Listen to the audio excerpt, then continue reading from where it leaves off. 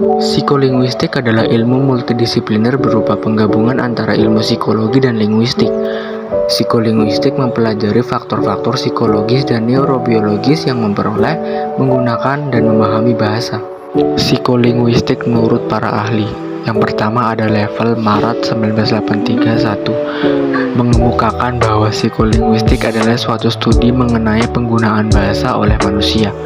Yang kedua Harley, Darjowijojo 2003-7, berpendapat bahwa psikolinguistik adalah studi tentang proses mental dalam pemakaian bahasa seorang pemakai bahasa, sebelum menggunakan bahasa terlebih dahulu memperoleh bahasa.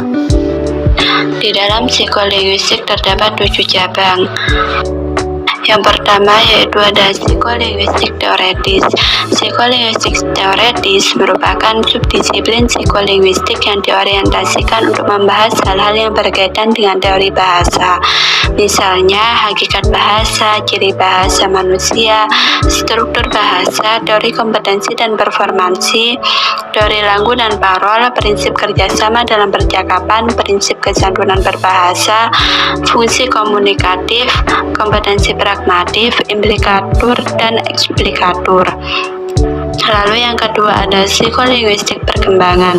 Psikolinguistik perkembangan merupakan subdisiplin psikolinguistik yang diorientasikan untuk membahas hal-hal yang berkaitan dengan pemerolehan bahasa dan pembelajaran bahasa. Pemerolehan bahasa merupakan sebagian di antara beberapa rincian kajian linguistik perkembangan. Lalu yang ketiga ada psikolinguistik sosial. Psikolinguistik sosial merupakan subdisiplin psikolinguistik yang diorientasikan untuk membahas hal-hal yang berkaitan dengan aspek-aspek sosial bahasa, termasuk dalam kajian ini sikap bahasa, akulturasi bahasa, kejut budaya, jarak sosial, dan lain sebagainya. Dalam penggunaan bahasa, karena berorientasi pada aspek-aspek sosial bahasa, psikolinguistik sosial sering disebut sebagai psikososiolinguistik. Lalu yang keempat ada psikolinguistik pendidikan. Psikolinguistik pendidikan merupakan subdisiplin psikolinguistik yang diorientasikan untuk membahas hal-hal yang berkaitan dengan aspek-aspek pendidikan secara umum, termasuk dalam hal ini peran bahasa dalam pengajaran dan peningkatan kemampuan berbahasa, yaitu ada menyimak, berbicara, membaca, dan menulis.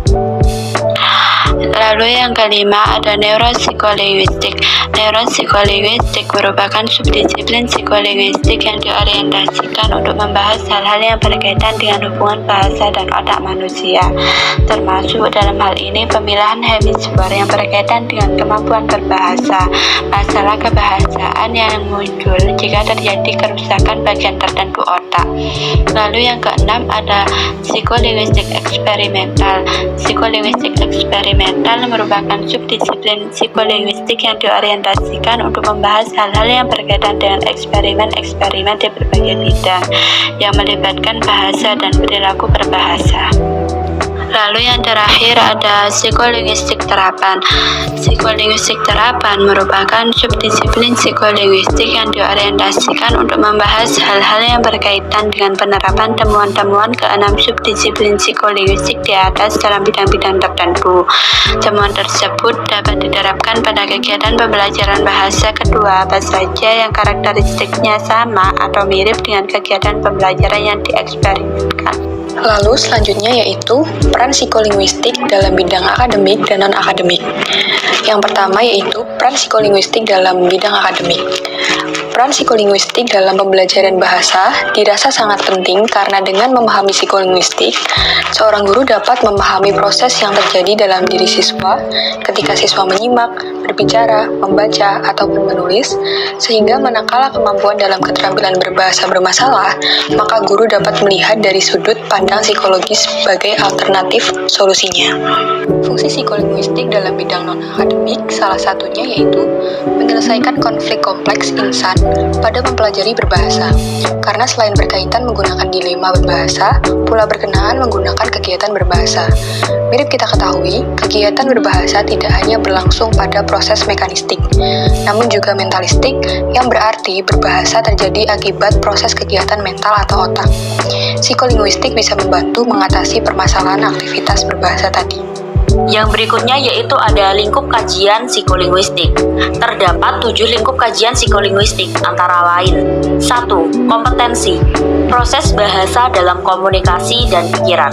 Kaitannya dengan kompetensi, psikolinguistik mengkaji kemampuan dasar yang dimiliki oleh seseorang yang akan memudahkannya dalam memperoleh pengetahuan tentang bahasa tertentu dan menjadi anggota komunitas tersebut.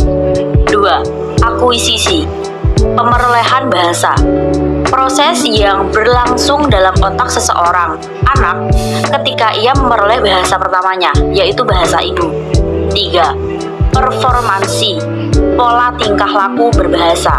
Kaitannya dengan performansi, psikolinguistik mengkaji bagaimana penggunaan bahasa yang sebenarnya dalam situasi yang konkret.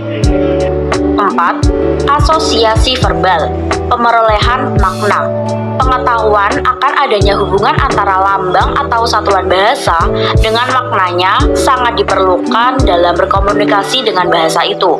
Psikolinguistik mengkaji bagaimana proses pemerolehan makna tersebut. Pemerolehan makna dikenal pula dengan istilah pemerolehan semantik. 5. Proses bahasa pada orang abnormal. Psikolinguistik juga mengkaji faktor-faktor penyebab gangguan berbahasa dan bagaimana penyembuhan penyakit berbahasa tersebut.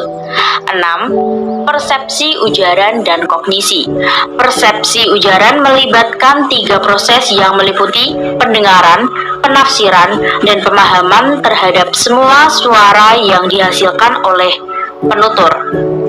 7. Pembelajaran bahasa. Berkaitan dengan pembelajaran bahasa, psikolinguistik mengkaji bagaimana pembelajaran bahasa yang baik dan benar agar bahasa dapat dikuasai dengan baik.